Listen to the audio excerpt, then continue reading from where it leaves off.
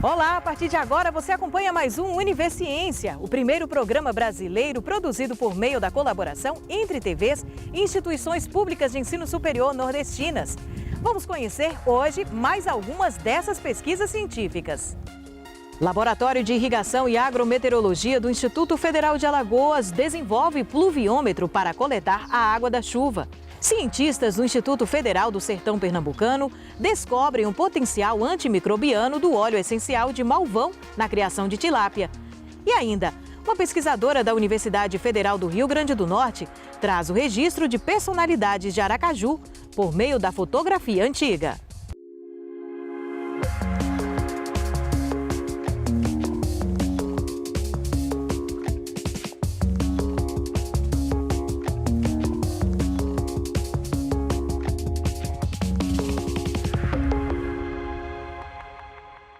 Reutilização da fibra de coco, otimização dos recursos hídricos e plantação de frutas adaptadas ao semiárido.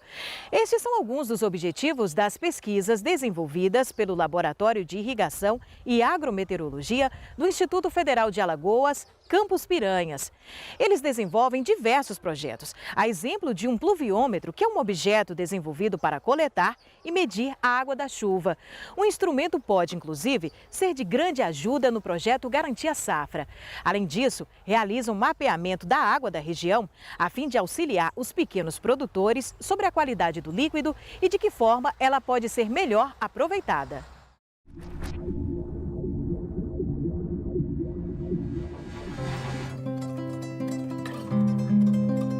Nosso primeiro contato com a viticultura foi numa visita técnica em 2018 em Petrolina, e nós trouxemos essa tecnologia para cá e através desse sistema de produção que nós implantamos, nós desenvolvemos aqui diversos tipos de licores a partir de 3 variedades de uva melhoradas geneticamente para se adaptar ao sertão de Alagoas, né? O semiárido como um todo. E aqui no sertão elas se adaptaram bem. E a gente levou agora essa tecnologia para os produtores, para o agricultor familiar, processando essa uva, transformando aí na forma de licor, agregando valor e aumentando a renda do agricultor familiar. E isso é feito através de acordos de cooperação técnica com os municípios, através da Secretaria de Agricultura aqui da região. A gente consegue mobilizar esses agricultores e levar essas tecnologias via projetos de pesquisa e projetos de extensão.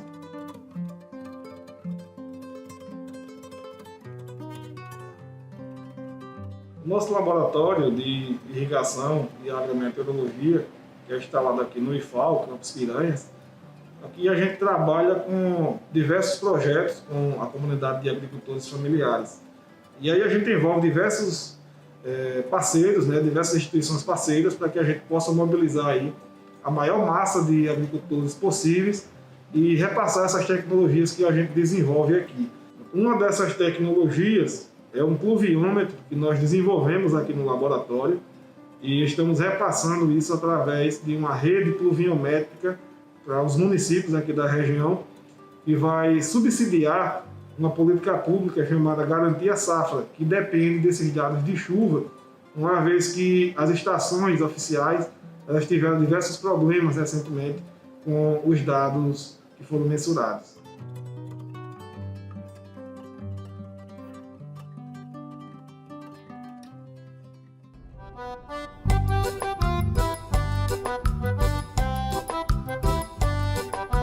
A gente também está trabalhando num projeto que faz um zoneamento das águas subterrâneas aqui do município, pois a maioria desses poços artesianos, as águas são salinas e os agricultores têm dificuldade em usar essa água. Então nós estamos mapeando esses poços para subsidiar também alguns programas, algumas políticas públicas dos municípios para o uso dessa água, né, de acordo com as normas técnicas.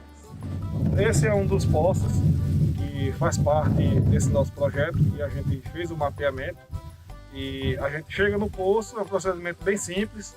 Nós desmontamos ali a estrutura de acoplamento da tubulação, coletamos uma amostra de água e colocamos nesse tubo, né, que é levado para o laboratório, e lá a gente faz as análises básicas, né, análises de rotina, para determinar aí o teor de sais que existe nessa água. Se alguém quiser alguma informação sobre o poço, como localização, profundidade, é só abrir esse mapa que lá vai estar todos os poços mapeados e com as suas informações. No final da pesquisa, que vai durar 1 ano, a gente vai visitar cada comunidade e pegar aquelas análises da água e mostrar para os agricultores o que é que ele pode fazer com aquela água de acordo com a qualidade que ela tem. Para nós aqui, esse projeto deu bom demais aqui no nosso assentamento, porque nós estávamos carregando água com 5, 6 léguas e agora estamos pegando benzina na poça. Vamos vir pegar quem não quer. Mas para mim foi bom demais o projeto. E outra ação que nós estamos desenvolvendo é o programa IFE Mais Empreendedor, em que aqui na região do Sertão nós estamos trabalhando com agricultores familiares, na forma de associações e cooperativas, através de assistência técnica, apoio jurídico, administrativo, financeiro, capacitações. E aí a gente conta com uma rede de parceiros, né, que estão dentro do ecossistema de inovação, que é liderado aí pelo SEBRAE e outras instituições. Nós atuamos com as cooperativas e associações. A gente tenta ajudar elas da melhor forma possível, atendendo suas demandas e ajudando naquilo que eles têm mais dificuldade. Na tentativa de ajudar eles a diminuir o custo de produção, a gente apresenta algumas políticas públicas para eles. Então, a associação, através da Secretaria de Agricultura, conseguimos trazer a IFAO aqui para o nosso conjunto para a preparação de cursos profissionalizantes em cima da fibra do coco, através de como se irá trabalhar com a fibra do coco. Em várias cidades, e principalmente de Almeida Gouveia é uma delas, que descasca muito essa questão do coco. E nós estamos fazendo o quê? Recolhendo esses cocos, estamos em fase de teste. Então, a IFAO aqui no conjunto é para capacitar os membros do projeto e algumas famílias que vão ser beneficiadas através desses cursos. Formar essa capacidade, transferir para eles capacidade técnica para que eles possam ser produtores e empreendedores, gerando renda, gerando para eles, para a cadeia produtiva e para a comunidade onde ele está assentado.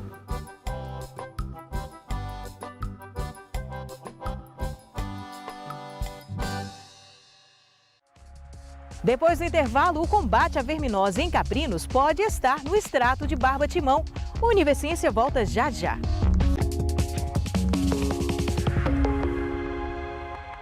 Quem lida com a criação de peixes sabe que eles estão sujeitos a uma série de doenças que precisam ser combatidas. Uma alternativa que os criadores encontraram foi a utilização de antimicrobianos. Mas o uso descontrolado pode causar uma série de problemas. A exemplo da resistência a certos tipos de bactérias. A solução pode vir de uma pesquisa do Instituto Federal do Sertão Pernambucano, em Petrolina. É que uma cientista descobriu o potencial antimicrobiano do óleo essencial de malvão. Os estudos têm trazido resultados promissores no combate às bactérias que afetam peixes criados em cativeiro, como a tilápia.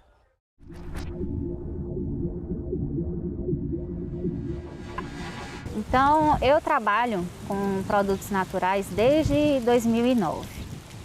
E depois que eu entrei no IFE, eu tinha necessidade, né? Então eu trabalhei um tempo com pesquisa e surgiu a ideia, né, numa conversa com outro amigo, um veterinário, que já trabalhava, já desenvolvia pesquisas com peixes, com a piscicultura. E ele falou da necessidade de uma preocupação que vem crescendo, que é o uso de antimicrobianos por criadores de peixe. Então, os criadores em cativeiro muitas vezes acabam recorrendo ao uso de agentes antimicrobianos para controlar as infecções que esses animais estão propícios. Mas qual é o problema? Quando a gente faz o uso de antimicrobianos de forma irregular, ou meio que desordenada, né, sem um controle, nós estamos submetendo aquela cultura de bactéria ao desenvolvimento de resistência. E essa resistência microbiana é um dos grandes preocupantes hoje, não só na área de pesquisas humanas, mas em animais também. Então, essa bactéria que foi o alvo da pesquisa, hoje ela já é resistente a alguns antimicrobianos que tem no mercado. E quando a gente pensa em produto natural, nós começamos a verificar que a diversidade de moléculas que tem numa planta permite com que aquela bactéria ela seja atacada por vários alvos diferentes. Então, para que ela comece a desenvolver mecanismos de resistência, é um pouco mais complicado do que quando a gente vem com uma molécula só, quando se usa o medicamento sintético. Então, como a molécula sintética é uma só e vai atingir um alvo da bactéria, ela já vai desenvolver mecanismos de resistência contra aquele ataque. Só que com os produtos naturais é diferente, a gente ataca por várias áreas, né, por vários caminhos diferentes, então ela fica meio que perdida sem saber por onde ela tem que se defender. E dessa forma a gente consegue uma eficiência maior e de forma mais natural, né? De forma mais saudável, por assim dizer. Na ideia, como nós pensamos em trabalhar com produtos naturais, a ideia inicial era trabalhar com espécies que já fossem utilizadas ou pela cultura popular ou condimentar.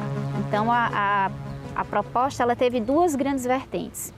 Nós começamos a pesquisa com condimentos, então nós trabalhamos com o cominho, com a pimenta, a noz moscada, que já tem um padrão de segurança que nós conhecemos.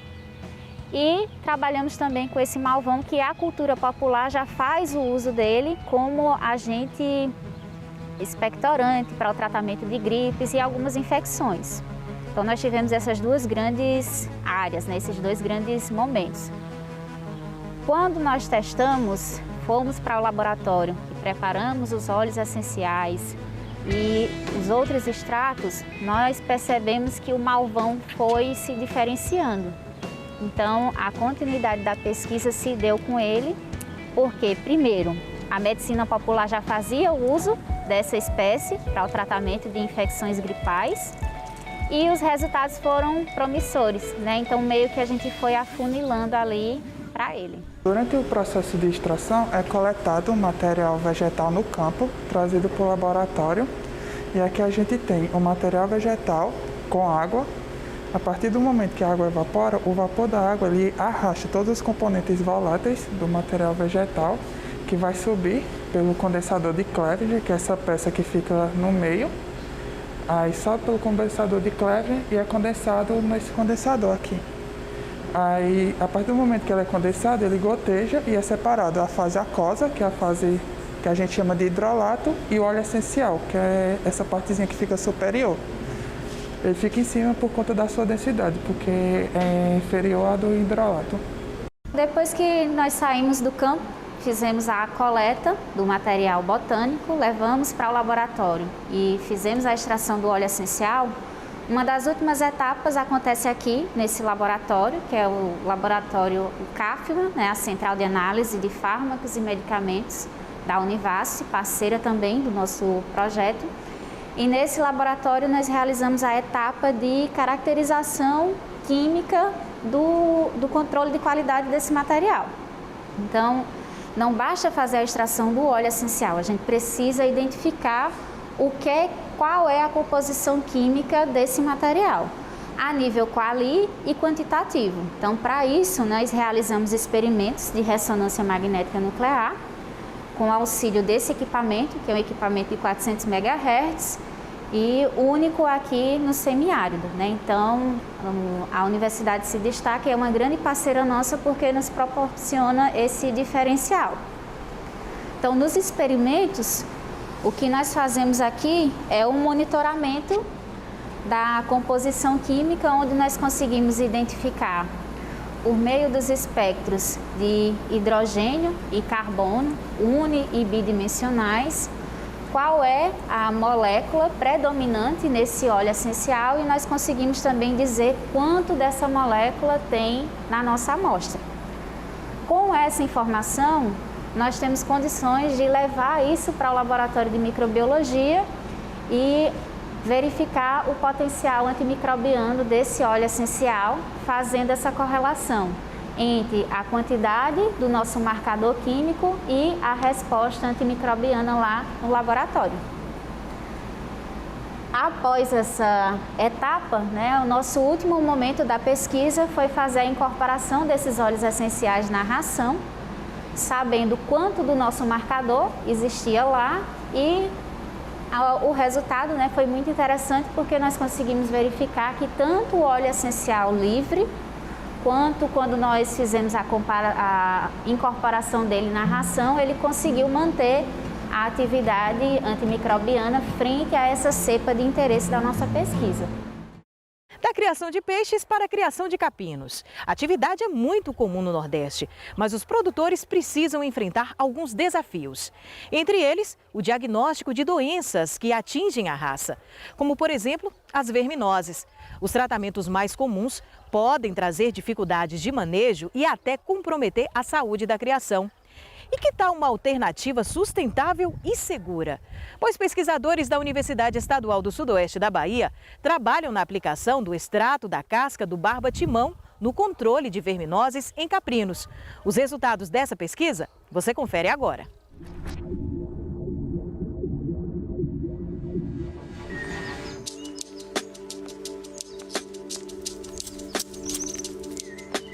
Barba-timão, ela é uma planta amplamente encontrada no Nordeste brasileiro. Então, para a gente chegar a escolher essa planta, inicialmente a gente fez um levantamento a partir de levantamentos etnobotânicos para escolher qual planta ou quais plantas a gente ia trabalhar.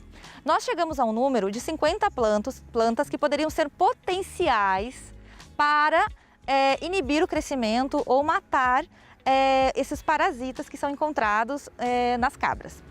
Então, a gente escolheu o barba-timão, por ela ser amplamente distribuída no Nordeste, e um outro motivo é porque havia pouquíssimos estudos científicos comprovando essa ação, mesmo sendo indicada popularmente para esse uso. Então, a primeira coisa que foi feita foi fazer a coleta da planta, no qual a gente utilizou a casca da planta. Essa casca ficou em contato com o álcool por alguns dias, e depois a substância extraída foi testada no laboratório. Que a gente chegou, a partir de testes qualitativos, a uma substância que é um metabólito secundário das plantas chamada taninos. A partir disso, a gente fez o quê? A gente levou essas amostras para um laboratório de química em parceria com a UFBA, daqui do campus de Vitória da Conquista. Lá foi feito mais análises para chegar a quais substâncias, quais taninos que eram. Então, a partir daí, Vanessa, ela fez uma substância líquida com esse extrato e fez um tratamento oral nesses caprinos. O que a gente verificou foi que o barbatimão, ele não serve como um tratamento, a gente não pode comparar ele com um medicamento alopático. Ele serve para o controle. Então, o que a gente verificou? Que doses sequenciais, por exemplo, doses semanais, nos mostraram que os caprinos eles tinham uma queda de 45% a 50% a gente chama de OPG, que é número de ovos por grama, que é a taxa de infestação parasitária, né? Com a utilização do barbatimão, a gente tinha esse controle, porque os animais nunca estão zerados, nem pode, não tem como, né, eles estarem zerados. Então, o que a gente precisa deixar? Que a taxa seja baixa. Então, com o barbatimão, a gente conseguiu isso. Existem vários fatores no corpo de um animal, então essas substâncias elas são digeridas, elas são metabolizadas e assim mesmo essas substâncias conseguiram inibir o crescimento desses organismos. Para as cabras, isso é extremamente importante porque melhora a qualidade de vida dos animais. E para o meio ambiente isso é mais importante ainda, se a gente pensar que o animal ele pode evitar de tomar medicamentos que são agressivos ao meio ambiente, agressivos também aos animais, porque algumas substâncias elas têm uma alta toxicidade para conseguir agir contra esses vermes, esses parasitas. E além disso, a gente tem uma diminuição de substâncias tóxicas sendo eliminadas ao meio ambiente, aos rios, ao solo. Então, assim, esses resultados eles são extremamente importantes. Nós conduzimos primeiro a experimentação in vitro. Então, nós fizemos primeiro o teste de toxicidade, fizemos testes de letalidade, fizemos testes fitoquímicos e químicos, né? E posteriormente, depois que a gente viu que estava tudo ok e que inclusive in vitro o extrato do barbatimão agia em diferentes fases do verme, aí sim que a gente foi para o experimento em vivo. Então, nós utilizamos 24 animais, fizemos 3 grupos e um grupo controle. Fizemos a utilização de diferentes tratamentos, que foram dose única, dose dupla e dose tripla. E aí foi nisso que a gente verificou que com a dose sequenciada, né, com 2 ou mais doses, a gente conseguia ter um resultado bem bom de controle, então, dessa verminose. A universidade fez a solicitação de uma patente com esses resultados. Então, nessa solicitação de patente que está sendo registrada, a gente pede o quê? A gente pede, né, a concessão da produção, da forma de produção do extrato e a ação obtida contra esses vermes, esses parasitas, né, esses nematóides. E aí a gente está aguardando isso, mas a gente pensar em prospectar, né, o que isso quer dizer? Né, que a universidade contribua, que esse produto chegue aos menos favorecidos. Então tem várias formas que pode se utilizar. O nosso trabalho específico foi com o extrato, lógico, porque a gente concentra os princípios ativos, né, num extrato. Então fica mais fácil. Mas eu acho que com o tempo, sim, com o passar das informações, consegue chegar para os produtores de uma forma mais fácil, né? Que nós visualizamos a ação sobre a casca do ovinho, do verme, nós verificamos a ação sobre a cutícula da larvinha do verme. Então, assim, como tem ação em vários alvos diferentes, isso eles vão dar continuidade agora no trabalho. Hoje em dia, acontece muito o fenômeno, né, da resistência parasitária nos animais. Então, tudo que a gente conseguir achar que possa burlar o sistema ali, né, dos vermes, a gente tem que conseguir tentar usar. Então, vários testes foram executados pelo trabalho de Vanessa e nós conseguimos comprovar que tanto testes renais quanto de sangue, e a gente conseguiu comprovar que não houve nenhuma alteração nos caprinos, mostrando o quê? Que substâncias naturais podem sim ter uma ótima ação e ainda serem livres de toxicidade, ou seja, consequentemente, nós vamos ter substâncias que vão ser resíduos menos tóxicas ao meio ambiente. E uma coisa importante que a gente tem que lembrar é o custo-benefício, né? Se a gente pensar que o Nordeste ele é rico nessa planta, no barbatimão, então a gente pode pensar numa produção sustentável à natureza, ao meio ambiente, onde a casca também contribua para, vamos pensar nos pequenos produtores, né? Que isso chegue a acesso de forma mais fácil para esses pequenos produtores, para eles tratarem os seus animais.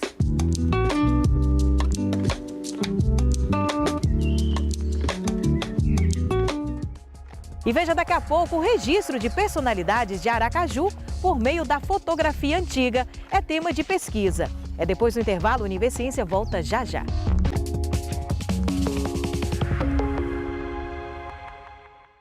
Antes da facilidade das tecnologias, a fotografia era um artigo de luxo. Para ter um registro, era preciso ir a um estúdio, por exemplo. Como custava caro, a população mais pobre recorria aos serviços dos fotógrafos lambe-lambe. A história desses profissionais encantou uma estudante de jornalismo em 2005 que tentou registrar o trabalho deles. Sem êxito até então, ela conseguiu ressuscitar o sonho quando decidiu cursar História na Universidade Federal do Rio Grande do Norte. O resultado é uma pesquisa que apresenta as personalidades que fizeram parte da história de Aracaju, uma clara contribuição social e cultural para a capital sergipana. Começo a me interessar pela fotografia lambe-lambe por volta de 2014, na graduação, na conclusão do curso de jornalismo, da graduação. A partir daí, eu não pude desenvolver, né, a temática, porque exigia muito tempo e pesquisa.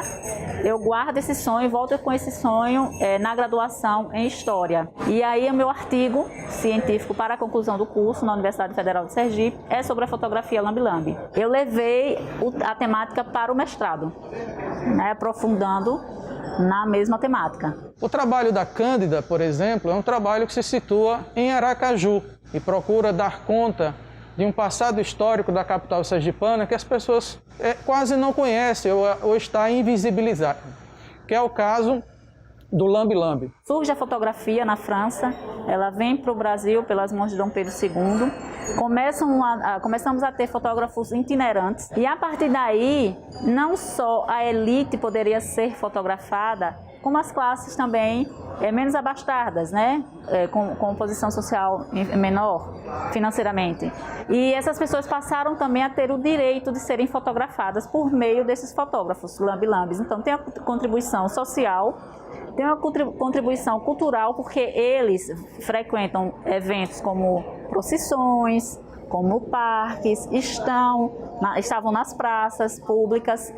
Então, a contribuição social, porque aí mais pessoas tiveram acesso à fotografia por meio dos fotógrafos lambe-lambes. Nós tivemos a questão da fonte oral, né, porque ainda consegui localizar 4 fotógrafos que trabalharam no Mercado Central, que trabalharam na Praça General Valadão, que fica localizada no Centro Comercial de Aracaju.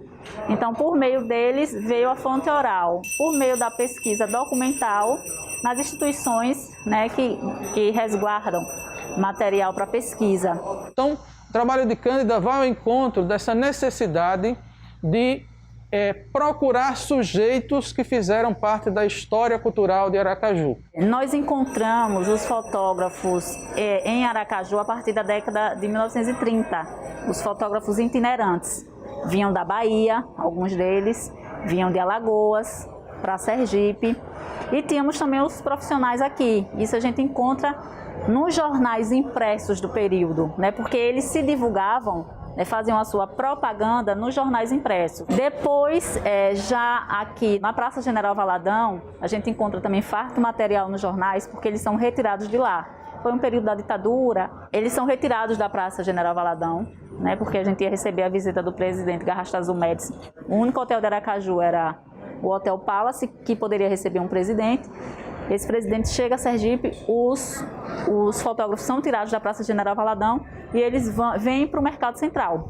E aí a gente encontra essa transição, assim também como a gente encontra nos jornais antigos, a derrubada do mercado, né, antigo, como as pessoas mais antigas conhecem, a construção de um novo mercado, a inauguração dele nos anos 2000, então faz 21 anos que esse mercado mais novo, né, existe. E aí também a gente encontra que eles ficam sem espaço para trabalhar. Os fotógrafos lambe-lambe, como as pessoas conheciam, né, na década de 1980, 1990, até os anos 2000, com o caixote, eles não existem mais porque eles não têm mais esse equipamento. Porém, eles continuam no Mercado Central, né, trabalhando já de forma digital, com a máquina digital, revelando em poucos minutos, como eles faziam antigamente. Então, o lambe-lambe não é em si o objeto, mas os sujeitos que desenvolveram uma técnica e implementaram uma técnica no centro de Aracaju. E assim como muita coisa, esses sujeitos e suas práticas foram engolidos pela chamada modernidade da capital sergipana. E por hoje é só, mas no nosso próximo Universiência a gente continua conhecendo as pesquisas científicas produzidas pelas instituições públicas de ensino superior do Nordeste. E se você tem alguma dúvida ou sugestão, envia para o nosso e-mail universiencia@uesb.edu.br, que a gente explica por aqui num outro programa. Tchau, tchau e até lá!